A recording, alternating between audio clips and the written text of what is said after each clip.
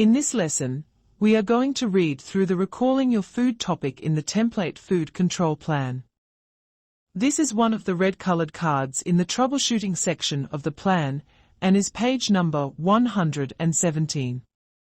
What do you need to know? Food that is unsafe or unsuitable can make people sick. If something has gone wrong with your food product, you may need to recall it. There are two kinds of recall. 1. Consumer level, which involves removing affected product from the supply chain and communicating to consumers. 2. Trade level, which involves removing affected product from the supply chain. There can be two reasons for recalls. Your supplier may need to recall 1. A food product or packaging you use, or 2. You may need to recall the food you have made from your customers because something caused your food to become unsafe or unsuitable. You do not need to recall food if it has been eaten immediately, for example, a hot pie from a bakery, or a meal served in a cafe.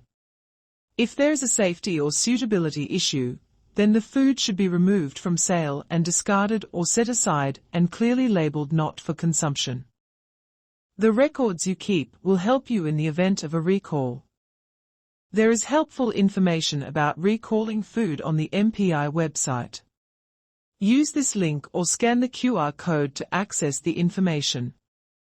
Helpful information about conducting a simulated or mock food recall can be found using the following link or again, scan the QR code to access.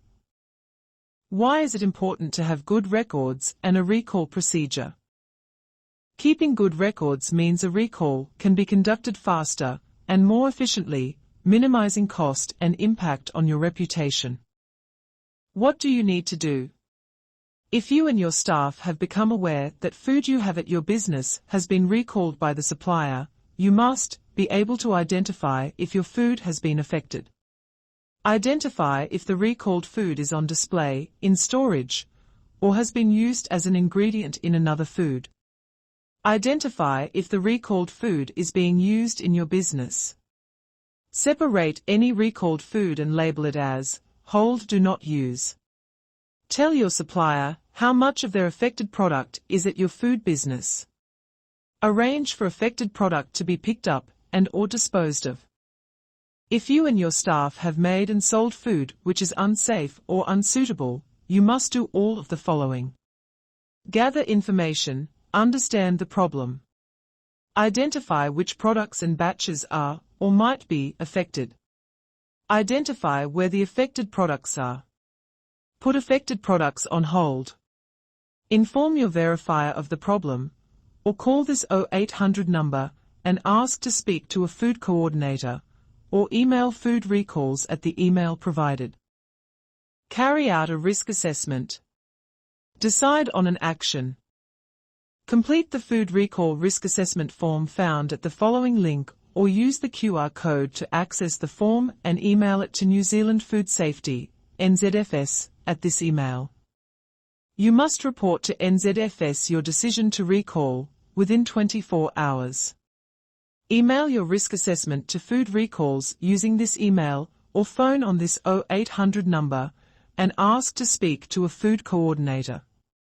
Prepare and distribute a point-of-sale notice, consumer-level recall. Communicate to businesses that have received your product, consumer and trade. Communicate to consumers. Check how much product was returned. Review and identify corrective preventative actions. Inform an NZFS food compliance officer how the recall went. Simulated or mock recall. As of the 1st of July, 2023, you must test your recall procedures using a likely scenario, once every 12 months. Note that we are now past this date. Review the effectiveness of the simulated recall and identify any areas for improvement. If you have completed a real recall in the 12 months and it was effective, then you are not required to complete a simulated or mock recall. What do you need to show? If a supplier's food has been recalled, you must show your verifier a record of the action you and your staff took to remove that food from your business. If your food needs to be recalled, you must show your verifier a record of the action you and your staff took to remove that food from your business. A completed food recall risk assessment form. A copy of the recall notice. From the 1st of July, 2023.